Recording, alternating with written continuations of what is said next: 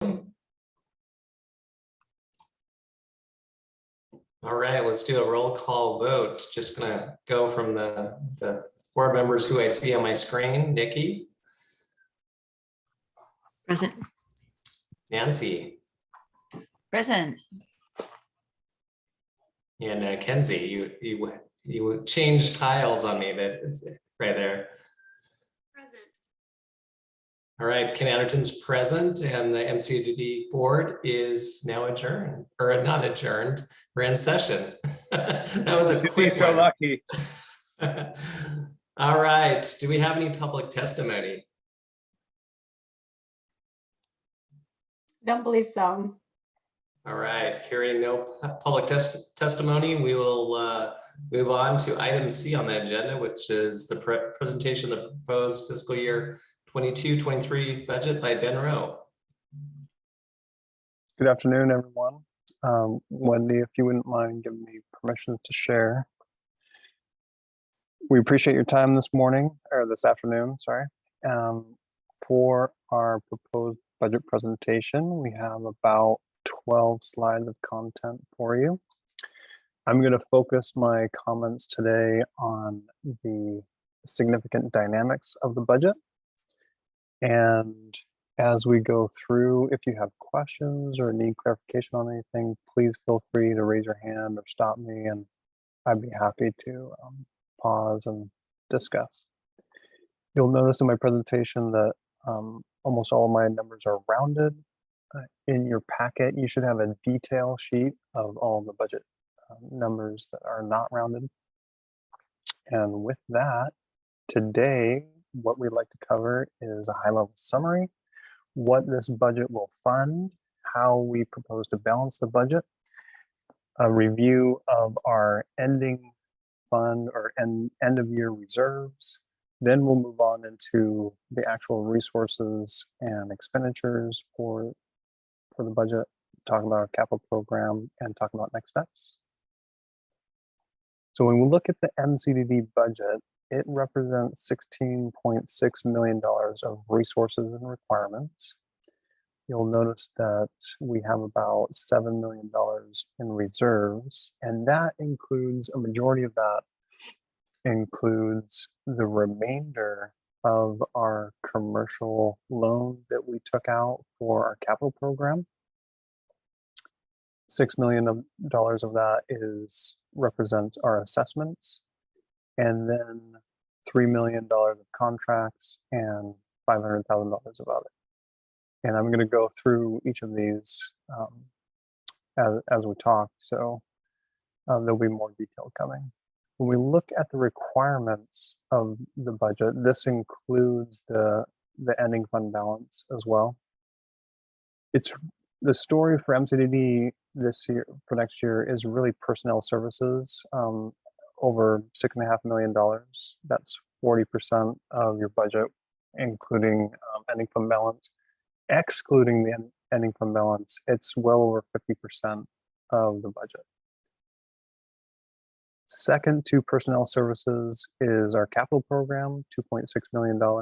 We'll talk in detail on that as well.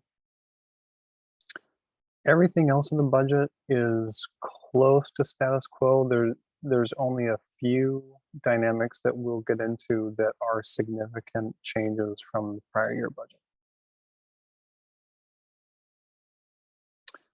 This budget will fund protecting employee safety and also investing in our people. So like I said, we have some slides on personnel services. It funds our core mission of flood safety, and it also funds standing up the new district. We've centralized the diversity, equity, and inclusion budget in MCDD this year. In prior years, it has been distributed across multiple districts for ease of management and supporting that program. We kept that in MCDD this year. This budget advances the PMLS project and also FEMA projects. It has a very robust capital program, which we'll talk about. And it invests in internal services that advance our priorities. So there's about $100,000 investing in our internal services to streamline those and improve those to support our core mission. When we look at balancing the budget, this may have been presented slightly differently in our draft budget narrative included in your packet. Our total revenue for the year is $9.5 million and our expenditures 12.4, which means that we are spending down our reserves by approximately $2.8 million. And I'm going to go into detail what that represents. We are intentionally spending down our capital reserves by $2.2 million. We do that each year. Again, I mentioned that commercial loan of $10 million that we took out a couple years ago. So we are required to spend that down, and we have built up our capital reserves so that we can spend on the projects that we're proposing to spend on. One thing that's significant is we're proposing to draw down our undesignated reserves by about $562,000, and I have some detail on that and exactly what's driving at that. When we look at this, our personnel services, again, is our most significant or largest expenditure category. Those increases are covered by our assessment and contract revenue increases. We're really proposing to draw down the reserves for specific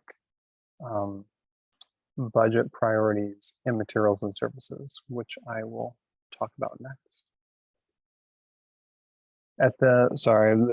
There's just one more slide. At the end of this budget, we will still retain over $500,000 in undesignated reserves, $2 million in capital reserves, and $1.4 million in operating reserves. This $1.4 million in operating reserves represents approximately 12%. It's just less than 2 months of operating expenditures for any unforeseen circumstances, whether that's a revenue drop or some expenditure increase that we need to take care of. So we have that operating reserve. And again, this capital reserve is dedicated to capital projects, and undesignated is for any use that the board deems necessary. With that, when I talked about drawing down our undesignated reserves by approximately $500,000, these are the things that's really driving that drawdown. And again, as I mentioned, these things reside in materials and services, M&S, which is a $540,000 increase over the prior year, or 29%. And these are also the things driving that year-over-year increase. So right at the top of the list are our security enhancements. These are the things that we have identified that, for example, campus security, cameras, lighting, our gate access, those types of things to enhance our staff security. The reason why you'll see a significant increase here, again, these values here are the increases over the prior year. Our current year security budget is only $23,000. So we plan to spend approximately the same amount in the current year, but our budget in the current year was very low at $23,000. So this security enhancements, while it looks like a significant increase, it's just maintaining the current security measures that we've already implemented going into the next year. And just to put a finer point, that's the armed security on campus and the armed escorts to pump station are driving those costs. Thank you, Jim. Yeah, that's exactly right.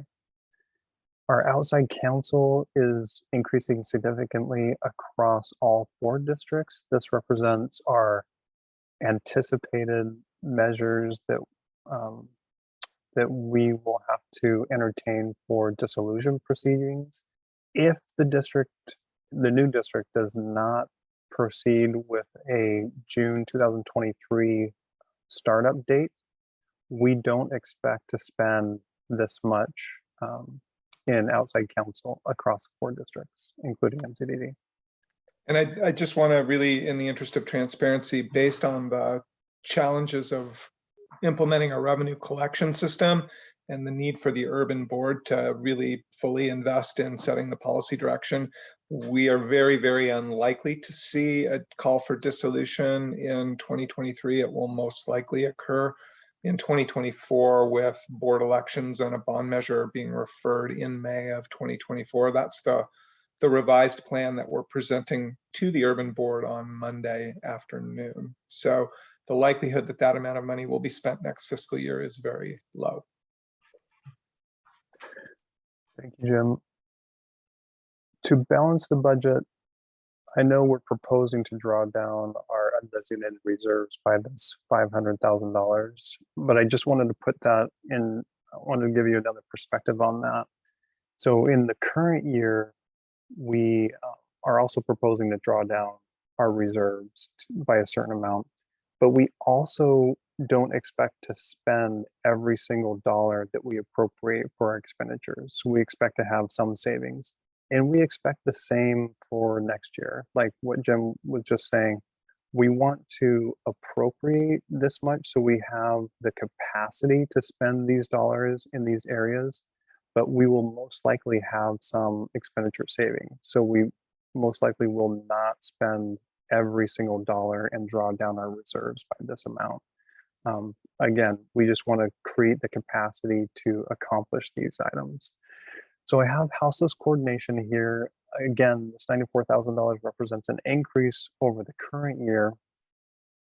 It is a budget priority for us. I put an asterisk here to the houseless coordination project or program really drives to remove the obstructions and encampments on our infrastructure to improve crew safety and efficiency of operations. And if you have specific questions on this, I'll just give you a preview. Aster has an excellent program or excellent presentation right after me. And Aster's going to go into detail with some of our partners about that program. And anyway, there's more detail to come. Also, this $86,000 increase funds a more robust emergency operations plan, specifically augmenting our current plan for internal drainage, as well as the external drainage. And then there is a $25,000 increase in our engineering contractual services and also community relations. And one is the engineering is to support our capital program. We believe these additional consulting services is required to support all of the projects that we're managing in our portfolio. And then community relations also to help stand up the new district and tell our story to our stakeholders. So that's what's really driving that drawdown of our undesignated reserves. Again, like I said, we plan to have and forecast to have all the resources necessary to cover our personnel expenditures. It's just these priorities that we felt that we shouldn't or couldn't cut that are driving that drawdown.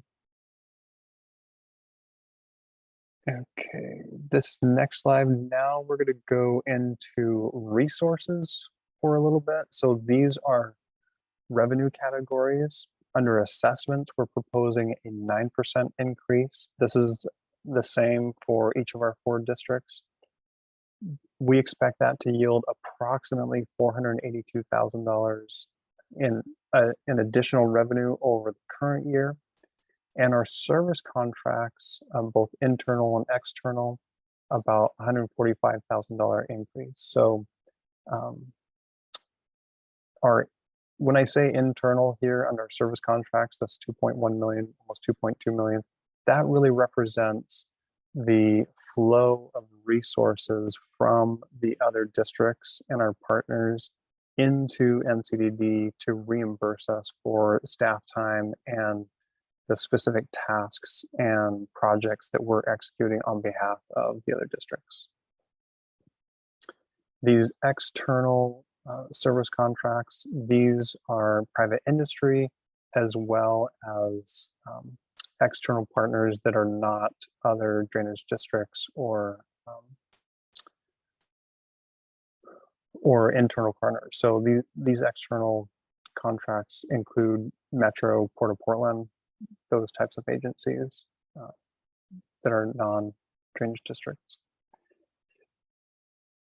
I have a couple slides here on personnel costs. So when we look at the costs, I just wanted to share this statistic. I'm sure in your day jobs, you've seen similar statistics. The January to January 12-month Pacific region Bureau of Labor Statistics Consumer Price Index for urban wage earners was 8%. And again, that's just a reference point. It's just a statistic to consider. When we look at our actual personnel costs, we implemented our budgeted 4% COLA in January 2022. That was budgeted in the current year. It was budgeted and planned to be implemented in January. Again, that's the current year. When we look at next year, our budget forecast includes approximately a 3.4% additional COLA and merit combined to be implemented July 1, 2022. So if you look at both of those years combined, our current fiscal year and next year's forecast, combined COLA and merit is approximately 7.4% increase for our staff salaries. When we look at taxes and benefits, it's a modest increase at 8% over the current year. And employee support, this $30,000 represents a $10,000 increase in our safety program, which we felt was necessary, and also licensing, certification, and organizational training. So those three things added up to this $30,000. The next slide that I have for you is regarding our FTE changes, but I wanted to pause there. I know I've been talking pretty straight through. Are there any questions or any clarification necessary before we move on? Do we feel like our compensation program is keeping up with inflation? I guess is my biggest #1 question.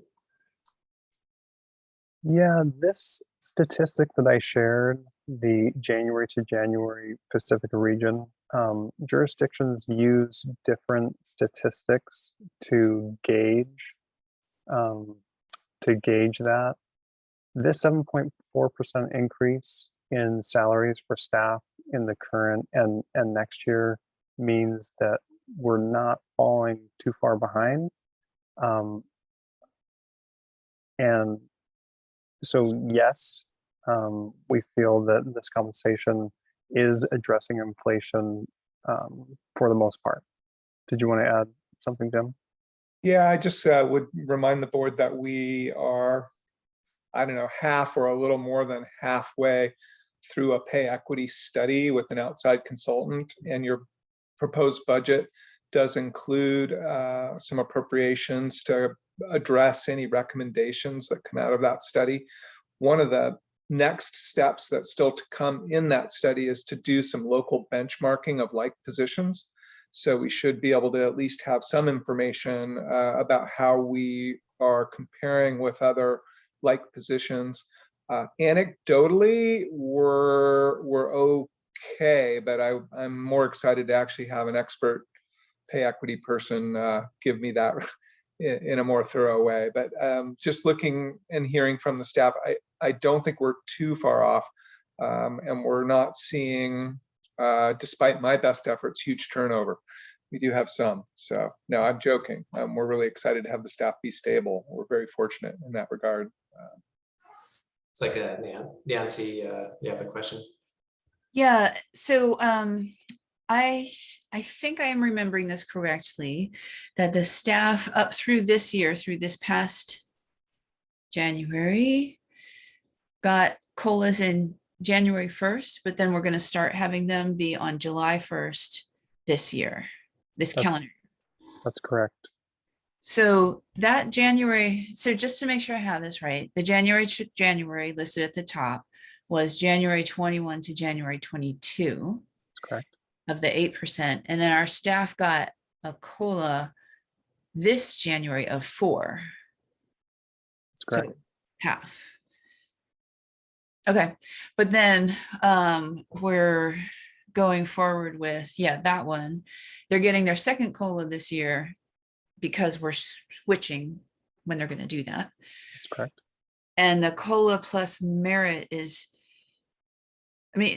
so do they get, so on July 1st, do they get a COLA of a certain amount and then everyone gets a merit of 0 to whatever? Or is it possible they could get 0, which means they're not getting a COLA in July? You're on mute, Jim. Go ahead. We haven't made final decisions yet, but I think I'm wanting to look at progressive implementation of merit in particular, focusing on our lower paid employees to the degree that that's workable. And so we haven't made final decisions pending board approval of the amount of revenue. But I think virtually everyone deserves a COLA except for maybe me. I'm concerned about how the percentages play out. And I'm really focused on our entry level or lower paid employees and their needs. So that's what's in my head right now, but we don't have the final decisions because we don't know what number we're going to have to work with. I hope that answers your question.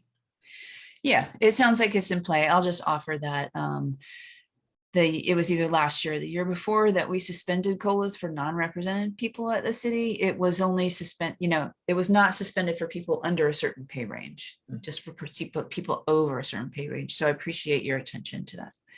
Yeah, I think the other thing I would offer is that we did provide some one-time bonuses for operations and finance team members based on their requirement to come into the office on a regular basis.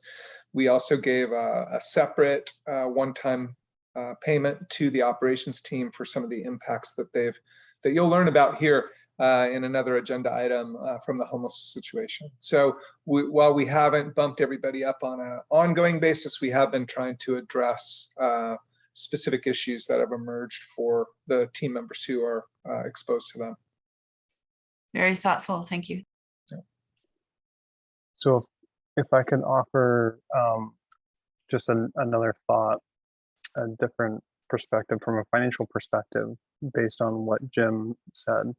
In the proposed budget for next year, we have forecasted the capacity to implement any changes from that class and compensation study and to implement this proposed COLA and merit.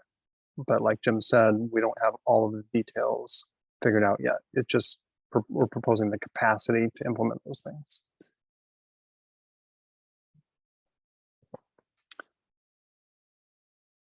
Thank you, Nancy, for the good question. When we look at our actual position count and our full-time equivalent, FTE, full-time equivalent position changes, it's a net decrease of 1 position over the prior year or the current year. And what that looks like is we took 3 of our limited duration positions. 2 of them we eliminated. 1 of them we reclassified to a part-time seasonal position. And when we eliminated those 2 limited duration positions, we proposed to add a regular full-time position. And that's the assistant finance manager position that Jim has spoken about. So again, our net change is a reduction of 1 FTE over the current year. And then I believe that the part-time seasonal is for operations team, if I'm not mistaken. If I am, please clarify. Yeah, I can clarify that. So we have 2 part-time seasonal operations staff in the current year, and those are continuing in next year. This one reclassification from the limited duration to the part-time seasonal That was the finance intern. So it, in the current year, was classified as a limited duration position. We reclassified it to just a part-time, kind of a regular seasonal internship position. Thank you. I forgot that one. I appreciate that, Ben. That's okay. There's a lot of changes.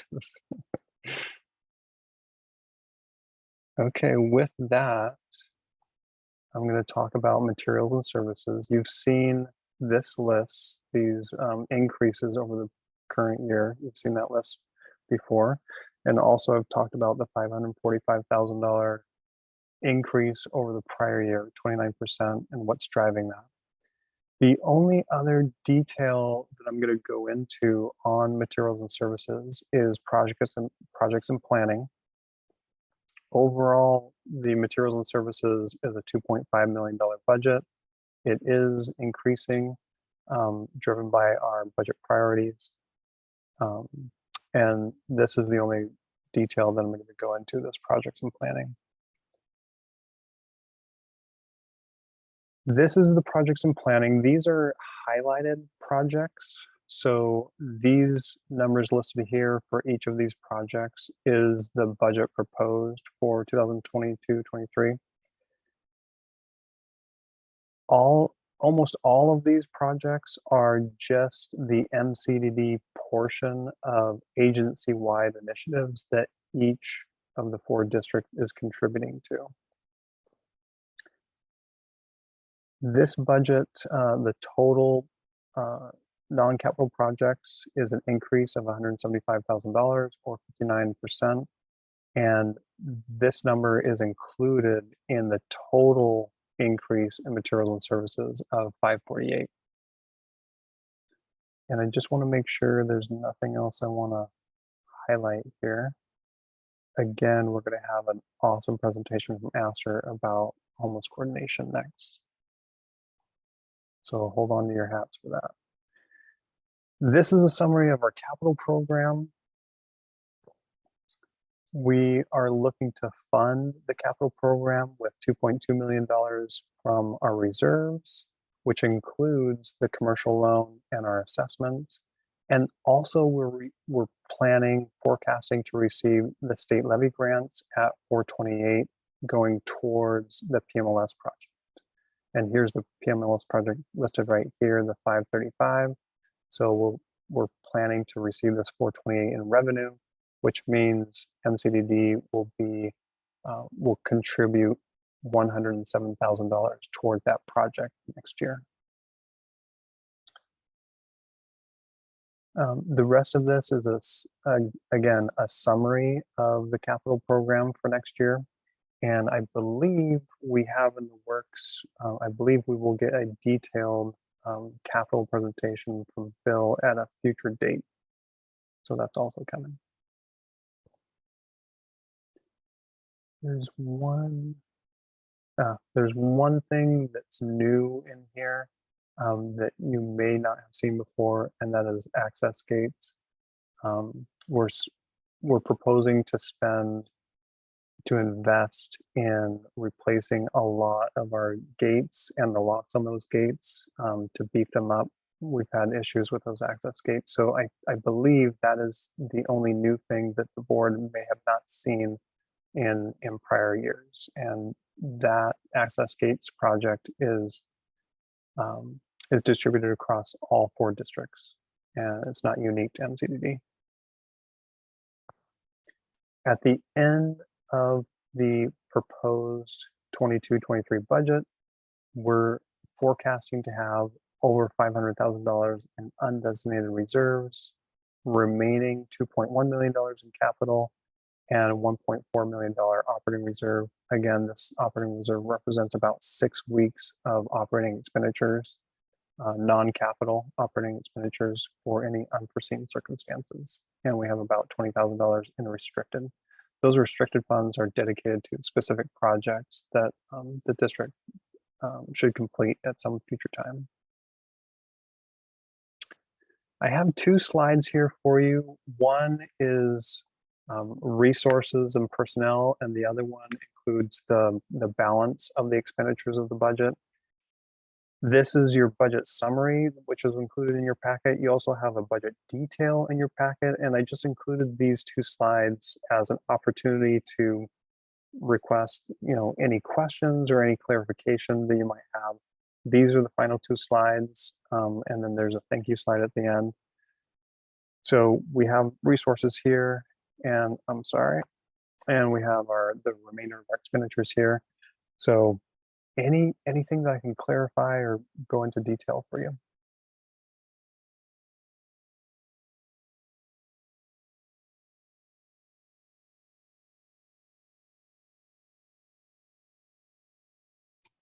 Looks good, Ben. Thank you. I don't have any other questions. Do others have any questions?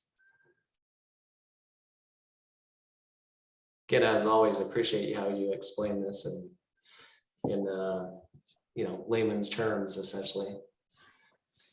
That's my goal. I'm happy to do it. I appreciate the recognition.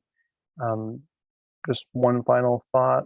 We are scheduled to come back to this board on Thursday, May 19th, and we're scheduled to approve the budget at that time. And like I said, we may have a capital presentation from Bill either in May or June that will show the 5-year capital program. With that, I really appreciate your time and your engagement today and your good questions. Thank you. Thank you, Ben. All right, moving on to item D on the agenda. Oh, Nancy has a question. Sorry, I didn't see you. That's all right. That's why I started waving around. I just wanted to extend my thank you to Ben as well. This was really clear. It's not, I mean, I love spreadsheets as much as the next person, but going through budgets on spreadsheets is not as good as what you just did. So I really appreciate the extra attention to break things down for us and give us the highlights. My pleasure. Thank you. Any other questions? Right, Ben, you make numbers interesting, so we like that. Even if they're negative, you make them interesting. That's my number one goal. So thank you for. Well, we're going to move on to item D on the agenda, proposed IGA amendment. And Keith, you're up. All right, thank you very much. So Keith Hobson, I'm your interim CFO for the district. So the requested action today is to approve the resolution amending your intergovernmental agreement between, or the IGA, between the new urban district and MCDD to simplify the accounting of MCDD staff time being charged to the new urban district. This is a fairly technical issue, so I want to provide some background and context for this recommendation. In July 2021, the 2 districts entered into an IGA covering the provision of administrative services by MCDD in exchange for cost reimbursement by the urban district. The method for cost reimbursement used in the IGA was consistent with all the other districts, and it relied on detailed time and materials billing, which in turn was based on staff time charges of their time spent on the urban district as recorded on their timesheets. While this was consistent with the other districts, it has some issues. 2 of the specific issues, there are gaps in recovery. The current method is based on direct costs of staff time, plus on a per hour basis, plus an overhead rate of 27%. And all of this is combined and multiplied by hours spent. And this is leaving some gaps. Some administrative costs, such as human resources management, are not included in the overhead rate, nor are they direct charge to the districts, including the urban district, since there are no staff there. A portion of staff time is also unbillable. This could include leave, staff trainings, et cetera. And these are neither built into the overhead rates or built into the direct charge rates, nor are they available to direct bill to the districts. So by default, these gaps result in a subsidy by MCDD to the urban district specifically, since that's what we're talking about. The second issue is the complexity. This relies on staff judgment of when to charge the urban district, and this can be inconsistently applied. There's been a preference in the past to not bill due to limited funding available in the urban district. But it's also sometimes difficult to assign activities that are broad administration and benefit all the districts and be able to assign those specifically to one district or the other. So again, MCDD sometimes defaults into covering those costs. So we wanted to explore some options to this method to try and address these issues. We met with the two board chairs from MCDD and the urban district to review several options, and this was about a month ago. And I'll review a couple of the options that may still be part of our discussions, especially with the other districts. One option we looked at was making significant revisions to the overhead calculations and the direct billing rates to close some of the gaps I identified. There may still be a need to do this, but we'll need to do it across all the districts to ensure that our rates remain consistent. And this will be part of our normal fiscal year end IGA amendments that we do each year. And within those, we update our billing rates and our overhead rates. But this alone doesn't address the complexity of the workload or how we calculate the billings. Another option potentially is to move to a flat billing approach for non-project administrative and maintenance activity and base these flat billings on historical averages. Well, this approach might work for the legacy districts. The lack of history for the urban district and really the significant change in activity levels over the next few years relative to its history make this approach really not feasible for the urban district. This may be something we still want to pursue with the legacy districts, though, as an option, but it's not the recommended action for the urban district at this point. So that leads me to our recommended approach. So specific to the urban district, we did identify an approach that could address some of these concerns and could be easily implemented to address them. It involves identifying certain staff positions that would have their costs directly allocated to the urban district rather than having to capture this through time tracking and billing of the time charged.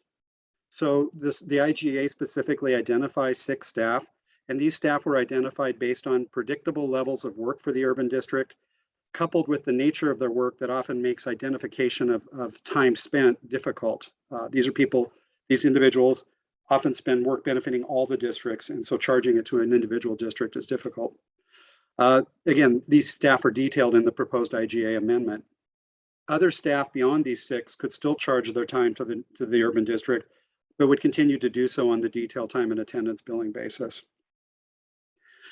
So one of the reasons we're opting to make this change now and also make this change effective January 1 is that the budgets for both the urban district and MCDD assumed a certain percentage of some staff would be paid for by the urban district, and therefore this was assumed as revenue to MCDD. This equated to about $650,000 of urban district expense and corresponding revenue to MCDD. And our actual charges year to date based on the current method are falling significantly short of this. And this is creating a revenue shortfall in MCDD. Since the costs are primarily staffing, MCDD is not seeing cost savings that can fully offset this revenue shortfall. And so that's why we're proposing to make this change effective January 1 and continuing through to June 30. Based on this timing, the amount of directly allocated staff costs to the urban district would be approximately $220,000. This is still well under the anticipated budget, but it will be supplemented by direct billing of other staff doing work for the urban district. So again, to implement this recommendation, we do need to amend the IGA between the urban district and MCDD, and we are making this request to both boards. The proposed amendment to the IGA has been drafted to allow this direct allocation of costs for identified staff. And this language has been reviewed and clarified by district's legal counsel. So that's a fairly detailed explanation, and I'd be happy to answer any questions or provide clarification on this.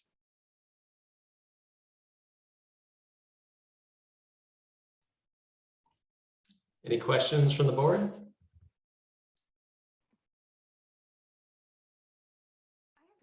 Okay, I have one. This sounds reasonable. Get the same amount of work done and just make the whole thing a little bit more streamlined. Seems fair. The one thing I'm wondering is, and this actually has to do with the DEI budget. Among one DEI budget I saw was being centralized. Maybe there were a few other things. Is MCDD's overhead rate going to change for the 3 existing districts based on changes in how we're doing the budget? We do, as a normal process, recalculate the overhead rate each year. That may not have happened last year, but that would be a normal part. And we do intend to do that again this year. So in addition to this, there would be another IGA amendment coming before June 30 for all the districts to update billing rates and overhead rates to try and capture some of the increases in cost, plus close some of the gaps that we've identified. Thank you. I've got a question I'm trying to formulate here, and I think you might have hit on part of the answer when you said that we have expectations of revenue coming in from the urban district. So, and I'm not a finance budget person. That's not where I come from. So I don't quite understand the funding here. So the money that if we don't charge the urban district, how are the? Yeah. I don't understand their funding. I'll try again. So the budget built an assumption of expense from the urban district that would be paid to MCDD to reimburse MCDD for staff time being spent on urban district work. And that budget estimate was $650,000. So regardless of how accurate that assessment was, we're coming in well short of that this year. That means there's savings on the urban district expense side, and those savings have been rolled in to their beginning fund balance and are part of the urban district budget. But on MCDD's side, that revenue shortfall of money not coming in from the urban district is creating a budget shortfall that we're trying to help close that, so we don't harm the MCDD ending fund balance for this year. I'm sensing that didn't help and may have added to the confusion. Yes, because I guess the way I look at it is, in some ways we are the urban district, they're our future. So I think this is just that it's in the weeds of budgeting.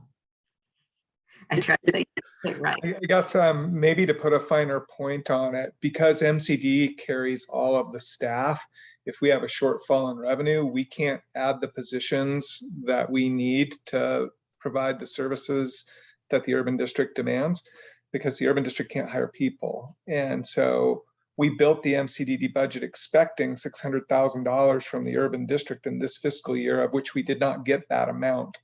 And therefore we have a shortfall, and that's why you saw some of these limited duration positions go unfilled. And so even though it's kind of all the same money, it matters where it sits. And then I guess from me, just sort of a good government standpoint, we are not adequately recovering our costs from our clients. And whether we will be successful in changing that is a different question, but as a matter of good governance, I felt compelled to elevate this issue to the boards, because I believe most of the boards want to cover their own expenses. And we've actually seen pretty receptive responses from other board members we've chatted with to try and true this up. Cost allocation plans are by definition flawed and complicated, but the one we're using now, in my opinion, I'm not a finance person either, but having talked with Casey and Nick prior, and now Ben and Keith, and having been subjected to revenues determined by a cost plan in previous jobs, we have a right to recover more. Whether we will or want to or not is a different question. I hope that helped. Sorry if it didn't. Didn't, but that's okay. It's not, like I said, I think this is a thing because I'm outside of budgeting. I trust that you all have it right. I was just trying to sort of understand a little bit more into the weeds than perhaps I ought to take meeting time for. Well, I love talking about cost allocation, so we could have coffee and go into it if you'd like. Seriously, it is really interesting at a pretty fundamental level when we're trying to operate among all these entities. So. We need a very strong coffee for that conversation. I have a quick question. When I look at the percentage allocation, I think the direct allocation of certain staff time makes a lot of sense. The 20%, 25%, and 85. So the positions with 20%, that's fair to assume that's equal allocation across all districts. Would you mind telling me a little bit more about the ones that are not at 20% and the logic there? Sure, let me get down to that to make sure I'm looking at the right numbers.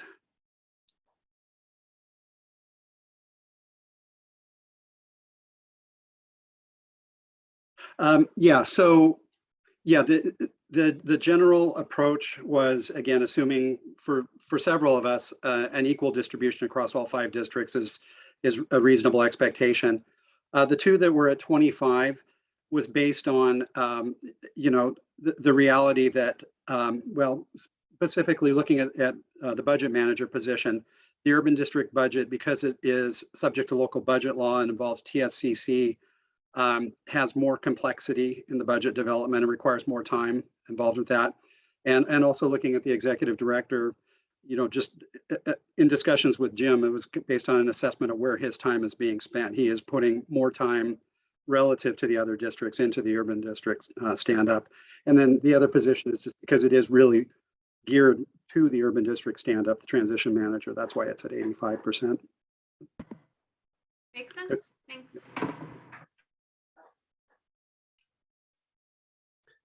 All right, any further questions? Good discussion. And thanks, Keith, for the really thorough summary of the issue we have with trying to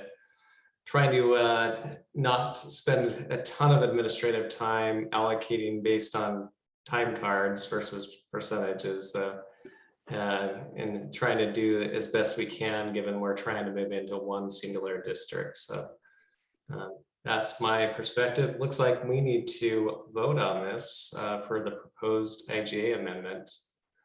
Are we ready for that? All righty. Could I get a motion? And it's in your packet, item D.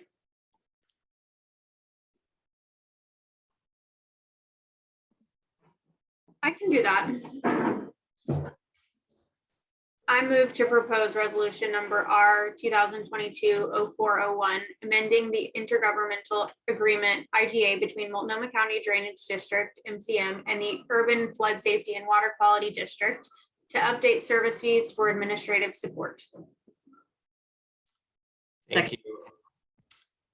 Can I have a second with Nikki? Let's just, Nancy, did you have a question?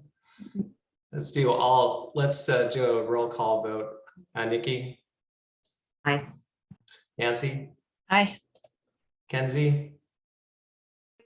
And I think you said aye, and Ken Anderson says aye. Motion passes. See, the next item on the agenda is Houseless coordination update. Aster? Hi, thanks for having me. So my name's Aster Moulton. I am the Public Affairs and Community Relations Specialist with the Drainage Districts. And part of what I do is manage our response to houseless activity and illegal dumping. This presentation is pretty similar to what we presented at the MCDD landowner meeting a few weeks ago. So if you're at that meeting, you got a sneak peek. What's different about today is presenting with me is Randy Lyons, who is our operations manager, and also Michael Phelps, who's with Cascadia. And we have a couple additional details to share with you regarding some of our challenges and spending. So with that, I'll have Randy and then Michael introduce themselves. Hey everybody, Randy Lyons, Operations Manager. I've met most of you, but not all of you. So it is my pleasure. Spend my day to day working with operations crew and helping with everything related to that, and just building the bridge and being a liaison between the admin world and the field world. So thanks for having me.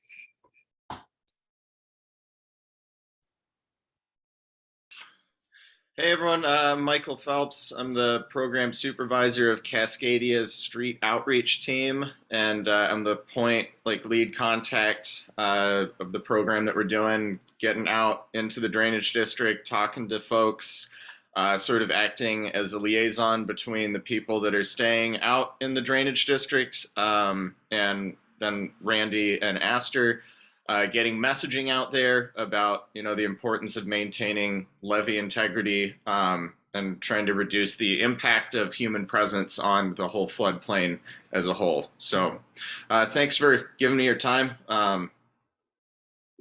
Happy to be here.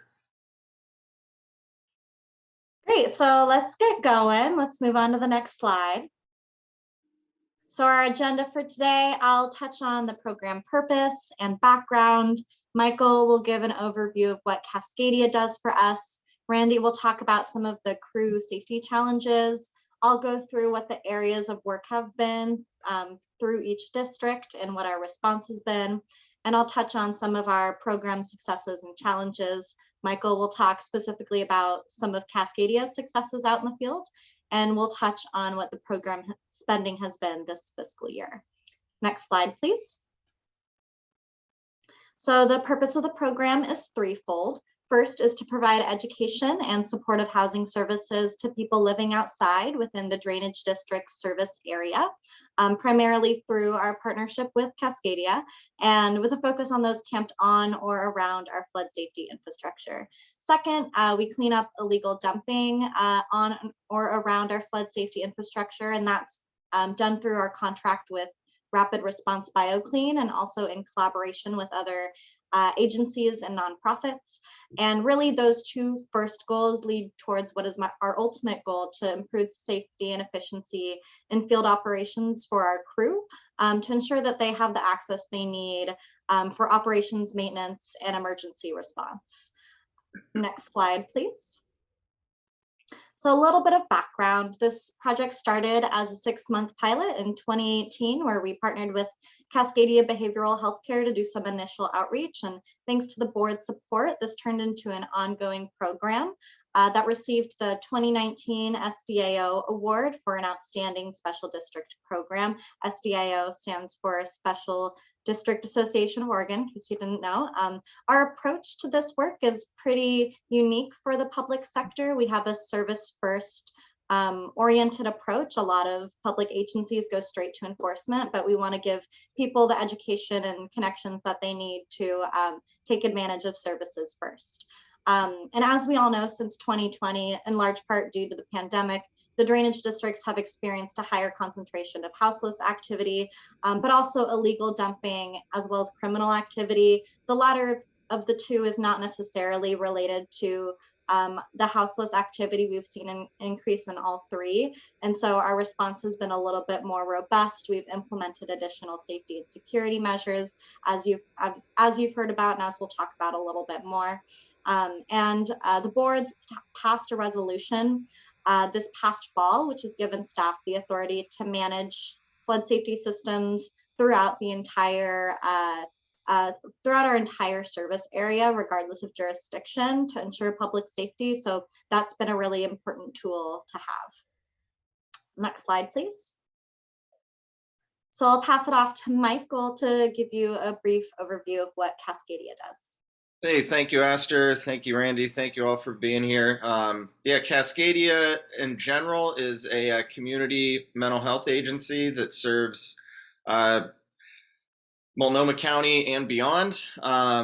We provide mental health treatment, substance use treatment, gambling addictions. We also provide residential housing, residential treatment, as well as then community-based care, which is what the street outreach team is under, is our community solutions division. And what the street outreach team does specifically is provides mental health treatment out on a street level. We're just like boots out on the ground in the community, talking to folks, trying to get them connected with services, giving them service navigation support.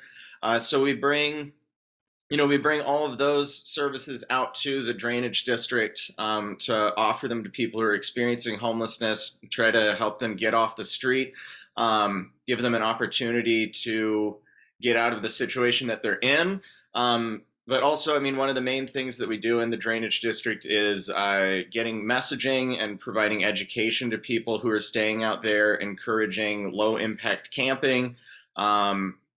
Just trying to get the messaging out there so that people know that the land that they're on is like a man-made infrastructure that is crucial for maintaining public safety and city operations. So that's sort of what we do out there. I guess I'll pass it back to Aster to continue the presentation.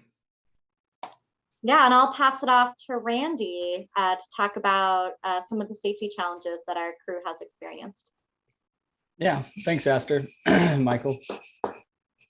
Well, I think everybody is pretty aware of the situations that's going on out there, and we definitely have dealt with a lot of challenges regarding safety. And I think one of the biggest things that sometimes is hard to really see, but it's the mental fatigue, exhaustion, just large amounts of exposure to uncomfortable situations and trauma that has come along with this changed environment. There's a lot of just situational stuff that comes up on a daily basis. If guys are checking districts or just all the work that we do. There's obviously some big safety stuff, specifically Pump Station 4. We go out there with armed guards and wear ballistic vest, and all of us on the crew have been out there multiple times and people are discharging firearms. And, definitely just makes you really uneasy. It's not ideal, but we've made a lot of improvements. We're getting a lot of support from the top down on trying to improve safe access and different things, but I would definitely just want to highlight that one first, just kind of that exposure and the trauma that comes along with that. And we aren't trained social workers, and I'm sure Michael and his team deal with some of this stuff too, but it's had a major impact on us, and it's hard to stay focused and to really focus on the task at hand when you're not sure what's around the corners. So that's definitely a big one.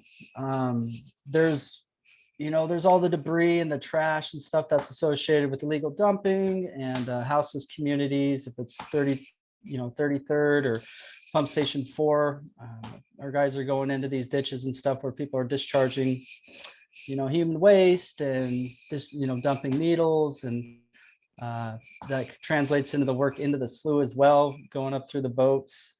With the boats, there's just so many blockages and stuff, and we've definitely implemented some best practices and processes. All hands off, utilizing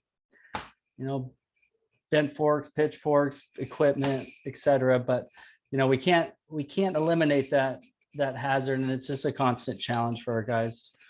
And we definitely have seen a lot of these communities and individual spots has been a pretty big disruption to our maintenance and our projects. Now we do work with, we work with Cascadia and Michael and Chris and Kim, and they do an awesome job. We communicate really well, but if they get out there ahead of us, if they can help people move along the way, out of the way for us to go through and do mowing or whatever the project is. But the truth of it is there's stuff being missed because of some of these communities and camps, and it's frustrating, but we're doing the best we can. And we're kind of one of the bullet points here, just talking about annual maintenance and the mowing program. There's just a lot of unforeseen hazards out there. This grass, once we start mowing in June, is by the time they get to it is 6 feet tall, and we've had a few near misses out there in the last couple of years. People just incapacitated, sleeping in the grass, passed out, whatever you want to call it, and getting really close with the mowers. We have protocols of driving, walking sites, but you just don't know.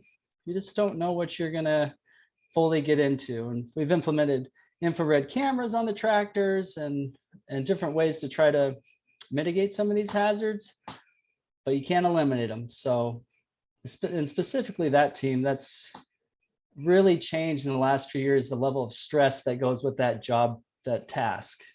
And like I referenced before, there's an ODOT out in Washington, there was a death with the same type of mowers that we do. This is a real concern. There's human life concern, and then also just all the debris and stuff, which causes a lot of damage to our equipment. If we don't see a dumped refrigerator or whatever, it's going to shred up one of our wing mowers. So yeah, it's been interesting to say the least, but I'm really proud of the work we've been able to accomplish, the support from Astor and Michael and his team, our upper management. We're making improvements. We're getting more resources. Our relationships have grown immensely with the Port of Portland, City of Portland, the county, the Sheriff's Department. It goes ODOT, PBOT. It goes on and on and on. I mean, it takes all of these entities that share the same area to try to get access and do our work safely and successfully. So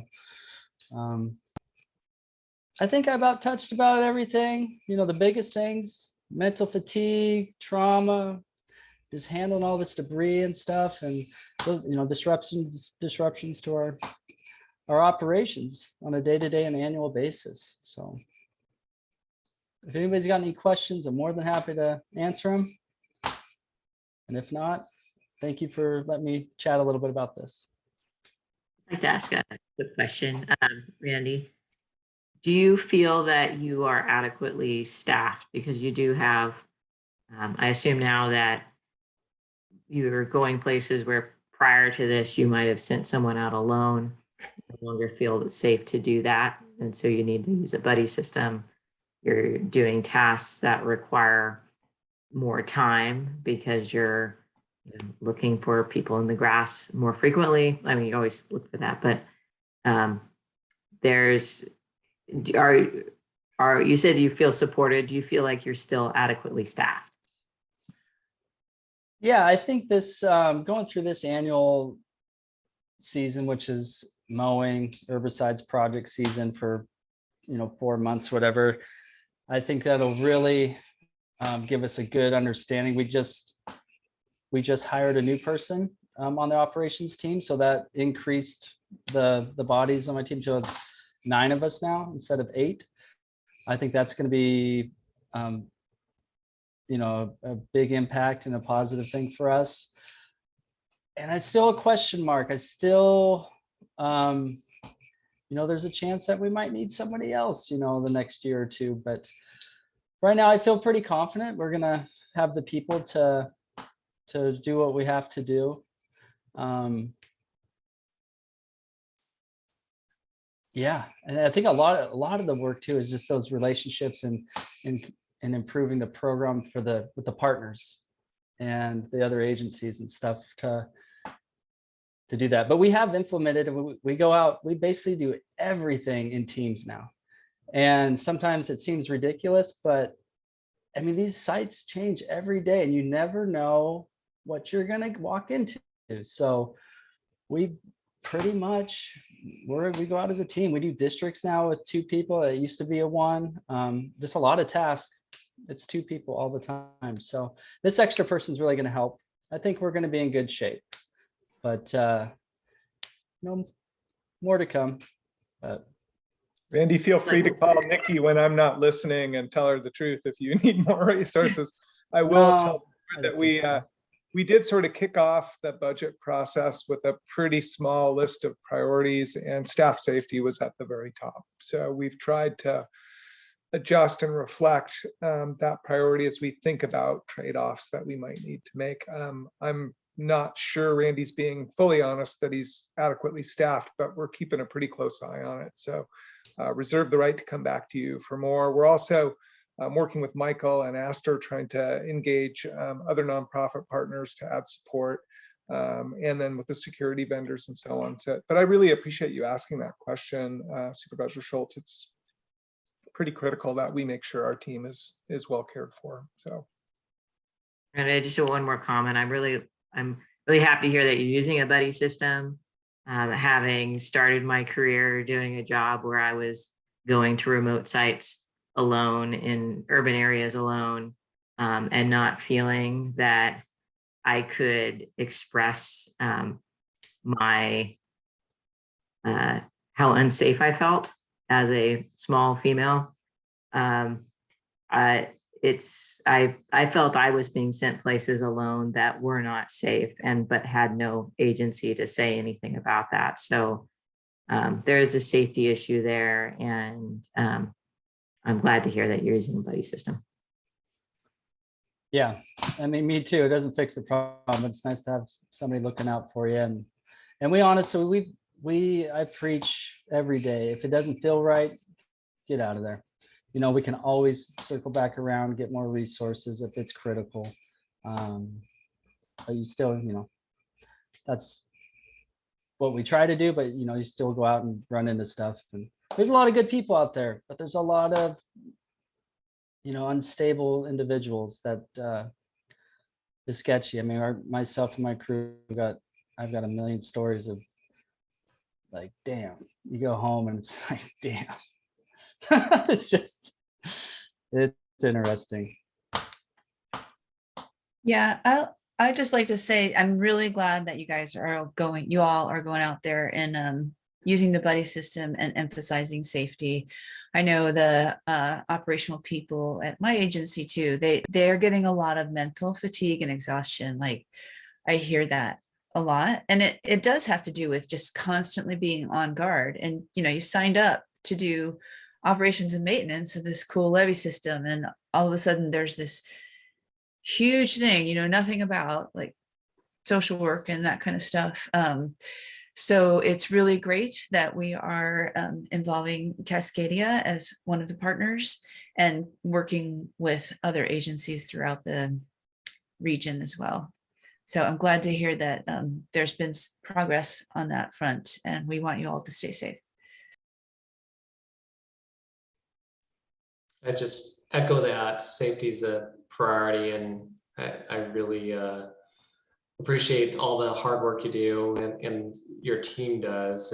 But at the end of the day, we need you to come home safe and be with your family. So I will second Nikki's comment on the buddy system. I think in urban areas, that's a really important, regardless of what's happening, just because of the unexpected that could happen. So.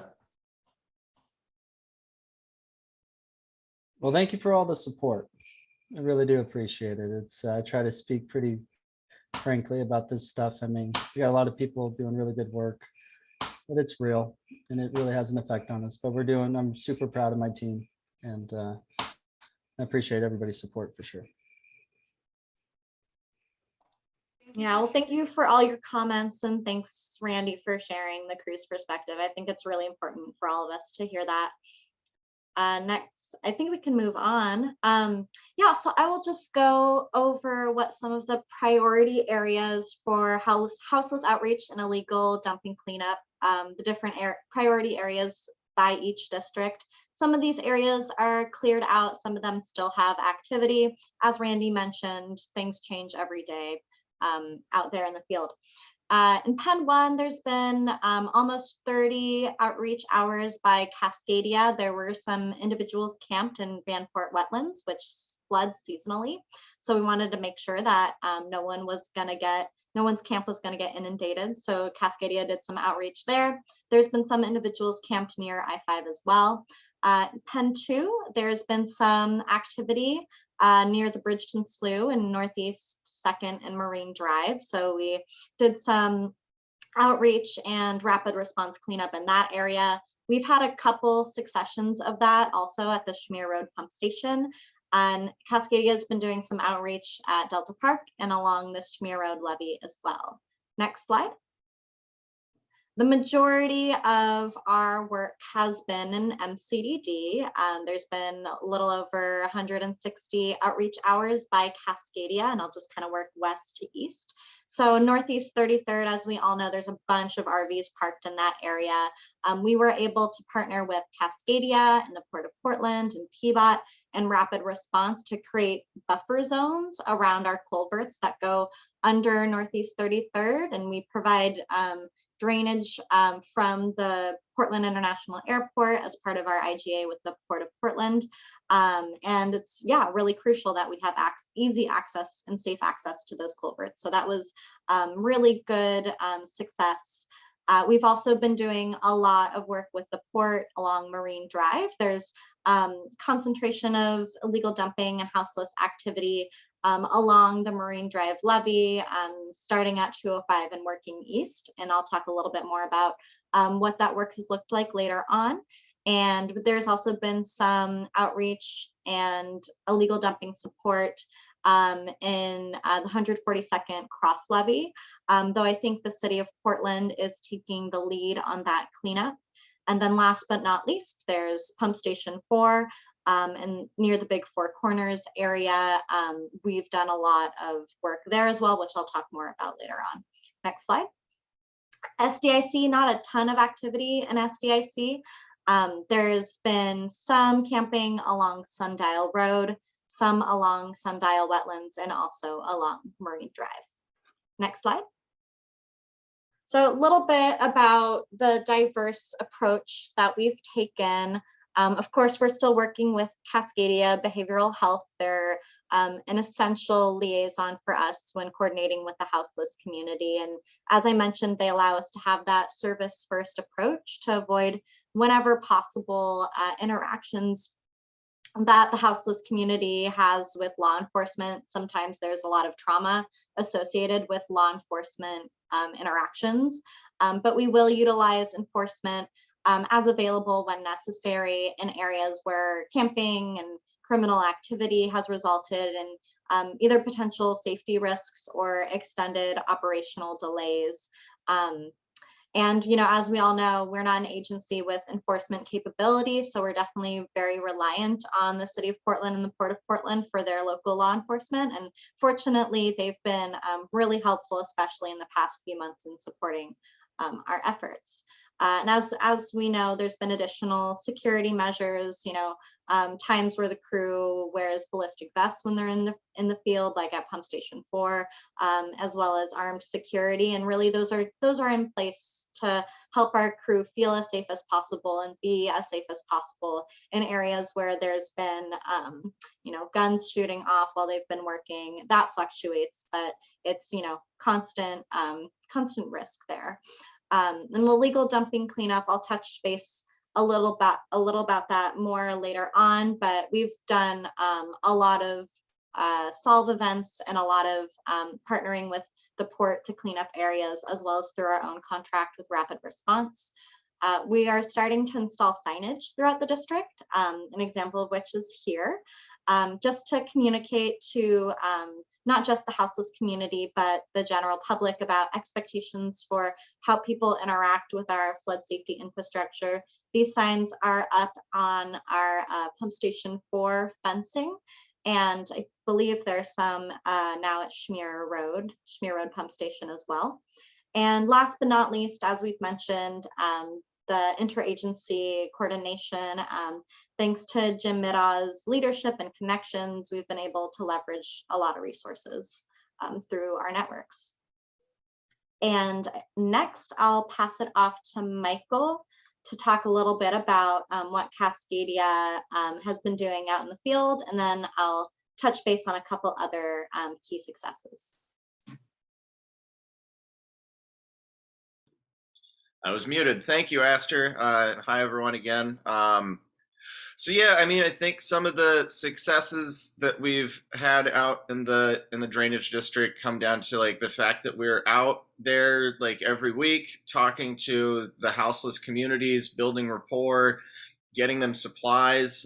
Some of the supplies include like a lot of trash bags and encouraging them to clean up their areas, coordinating with some other service providers to get trash removal on a regular basis to try to reduce the amount of litter and garbage that is in the drainage district. As I mentioned before, also just being a source of messaging and education for people that are living out on the levee and the floodplain as a whole, and just getting that message out that, you know, this is man-made infrastructure that's really important to maintaining safety, and encouraging people to like not dig into the levee, not pull rocks out of the levee.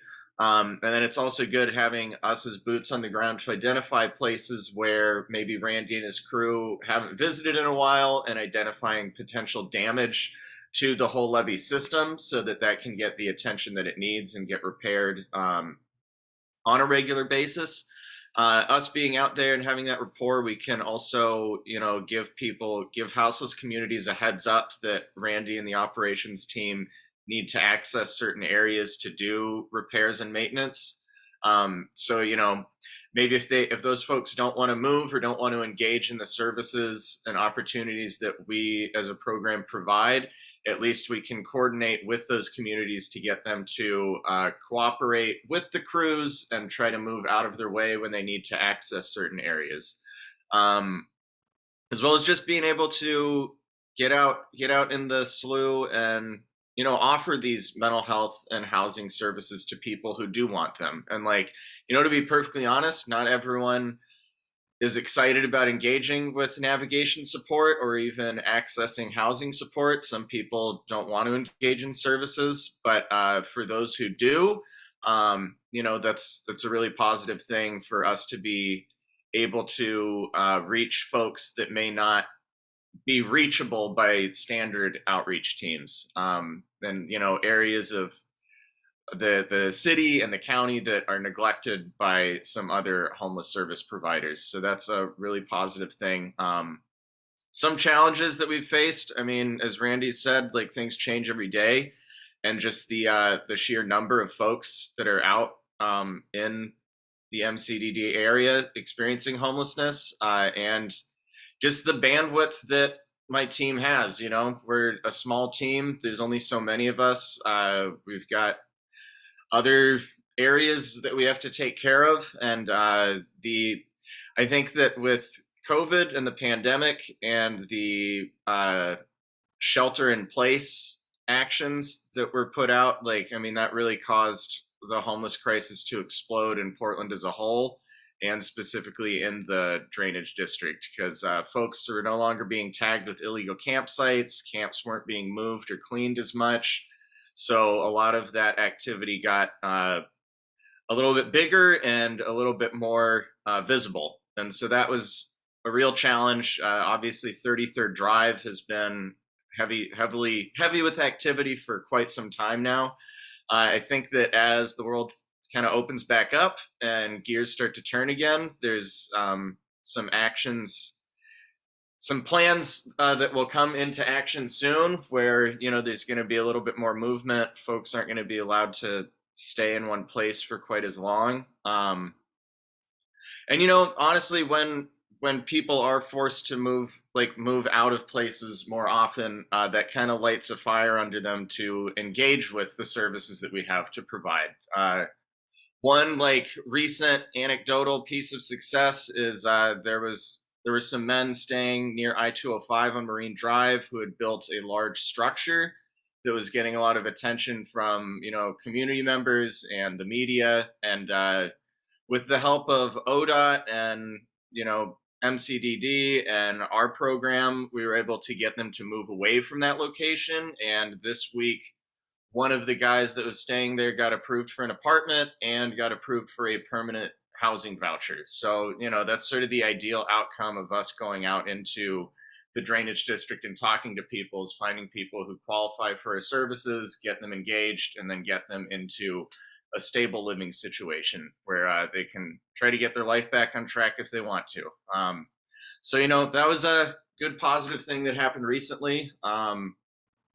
And yeah, if you guys have any questions or need clarification on anything that our program does, I'd be happy to answer them. Yeah, are there any questions for Michael at this time? All right, hearing a no from the silence, so we'll move on, but you can ask questions as we go. So some other successes, you all may remember that Fairview Lake flooded during the Veterans Day weekend, and that was in large part due to the fact that our crew couldn't access Pump Station 4 physically. There were large piles of debris in the way. There was a bunch of camping, abandoned vehicles. And so after that flooding happened, we leveraged a lot of different partnerships and resources from different agencies and nonprofits, including Cascadia, as well as private towing companies, to create a clear access to Pump Station 4 and create some security that our crew could consistently access with the placement of eco blocks. And that's a picture of our crew doing work at Pump Station 4 during a very rainy weekend in January. There was no flooding because our crew was able to keep that pump running, which is what we want to see.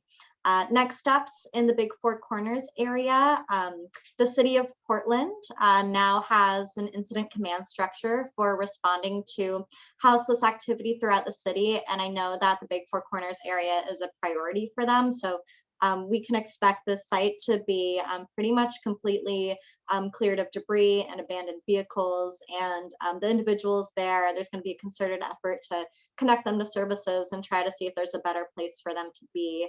And I don't know the exact timing on that, but that is supposed to happen this spring. And Randy and Bill are working with staff at the city of Portland to create a plan for how to secure the area after that happens, because it can be a pretty porous site. Next slide, please. So I've mentioned we've done some illegal dumping activities through our contract with Rapid Response. There's been about 5 cleanup efforts, a few at Pump Station 4, some in Pen 2 as well. And through Rapid Response, we've been able to remove 25 tons of trash, hazardous material, other large debris, so that our crew can access our infrastructure, which has been really awesome. Another exciting partnership has been with the nonprofit Solve. They organize volunteer cleanups. We've had 4 events with them so far, 2 at Schmear Road and 2 at Marine Drive, and we've leveraged 123 volunteers to pick up over 21,000 pounds of trash. So that's been a great partnership as well. And we'll continue to look to identify potential sites for future Solve events as well. And I wanted to mention the activity that we're doing in partnership with the Port of Portland and the Portland Police Bureau, as well as the Port's law enforcement, to clean up Marine Drive and see if there are other locations that the people camping on Marine Drive can be. This is one of our most crucial pieces of infrastructure, and we want to make sure we can have consistent access for our regular operations and maintenance, as well as in the case of an emergency. So the port's been mostly the lead on this. We've been able to really improve the area around I-205.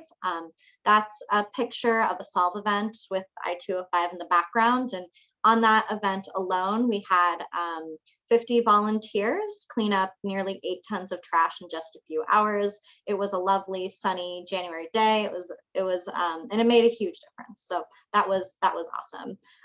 We're currently working on the area at around 138th and eastward on the riverward side of the levee. There's not a lot of houseless activity, and we were able to go in and remove some abandoned vehicles, and the port went in and did some cleaning. And I asked her, just want to give you a heads up on time. We're at 2:25 and we're set to adjourn at 2:30. Okay, cool. I'll speed it up then. You get the gist. We're gonna next steps with Marine Drive is the port's gonna post and clean near 122nd. Next slide. This is our last one. Challenges. Go over this really quickly. We have limited law enforcement capacity, and there's a public misconception that we have that ability, and so we're really reliant on other agencies for that support.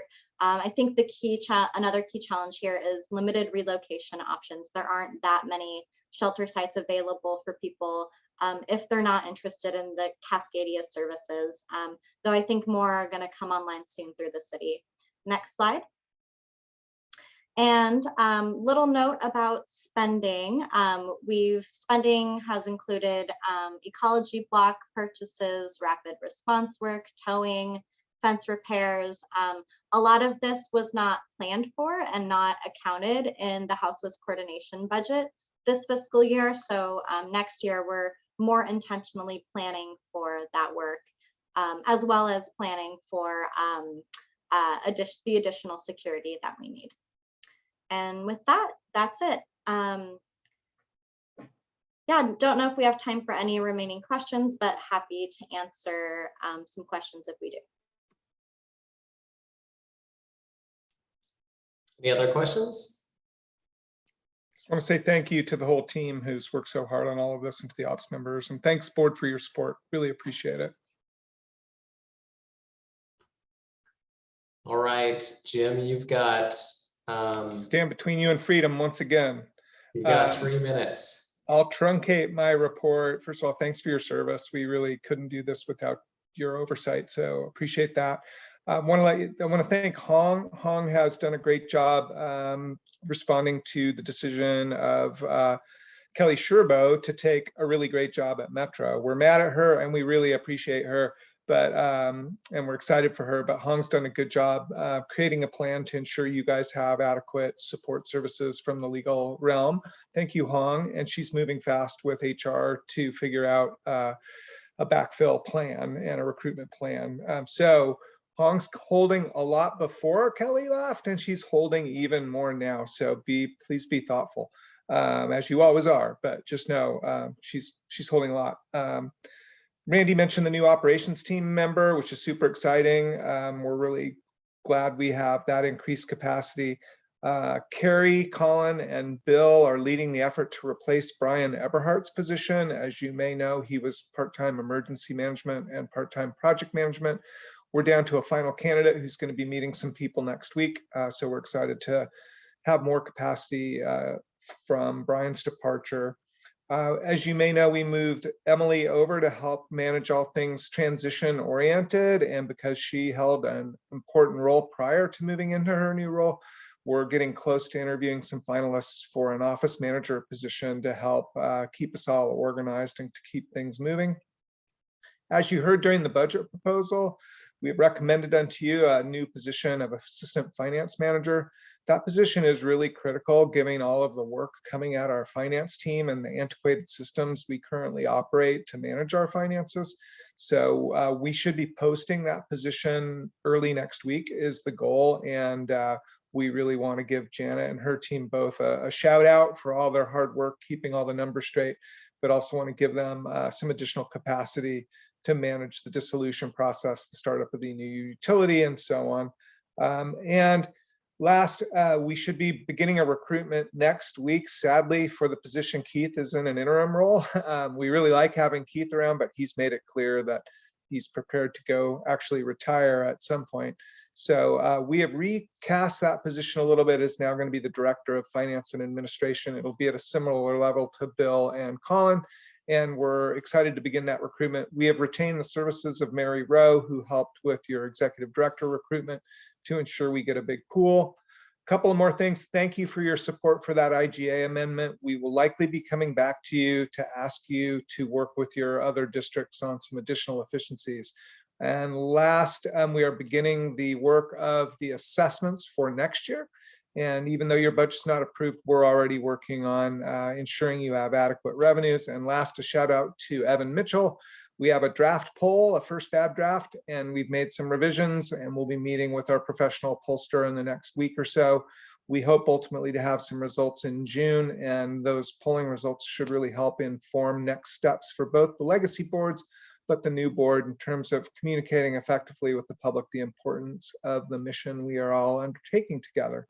With that, because it is 2:31, I'm going to stop. I want to thank you for your support, and to the whole team. We getting a lot done, and it's an awesome group, and I feel very privileged to have this job. Thank you very much, Jim. Appreciate all your service and your team's service. And you know, it's excited to see all the work that's being done for the future, but we also know there's a lot of work being done just in the field work. So it's great to see some of the field work team on this call. And we have so much work in different areas. And so thank you all.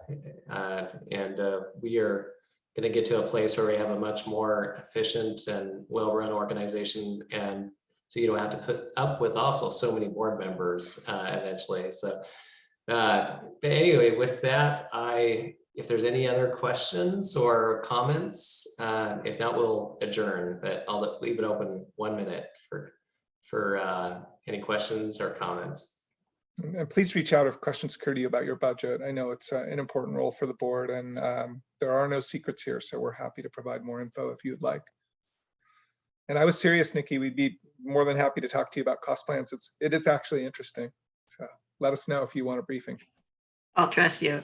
Okay. All right, hearing none, and that was probably more like 40 seconds. We're adjourned. Thanks, everyone. Thank you. Thank you.